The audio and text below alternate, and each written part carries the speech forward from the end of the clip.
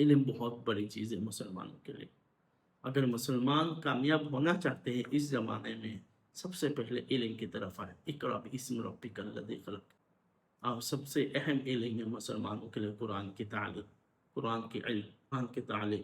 قال رسول اللہ صلی اللہ علیہ وسلم ہے خیرکم من تعلم القرآن وعلمہ، یعنی آپ میں سے بہترین شخص وہ ہے جس نے قرآن کو سیکھا اور سکھایا۔ اور صرف تلاوت کرنا نہیں، یہاں سے مراد قرآن کا پڑھنا اور قرآن کا سمجھنا دونوں، قرآن کی تعلیم کو، قرآن کی تعلیم۔ قال رسول اللہ صلی اللہ علیہ وسلم ہے خیرکم من تعلم القرآن وعلمہ، یعنی آپ میں سے بہترین شخص وہ ہے جس نے قرآن کو سیکھا اور سکھایا۔ اور صرف تلاوت کرنا نہیں، یہاں سے مراد قرآن کا پڑھنا اور قرآن کا سمجھنا دونوں، قرآن کی تعلیم کو، قرآن کا پڑھنا اور قرآن کا سمجھنا دونوں، قرآن کی تعلیم لوگوں کے درمیان پہنچانا۔ اب قرآن کی تعلیم پہنچانا کس طرح؟ قرآن کی پڑھائی اور قرآن کی سمجھ، اور اس کے بعد قرآن کا عمل کرنا۔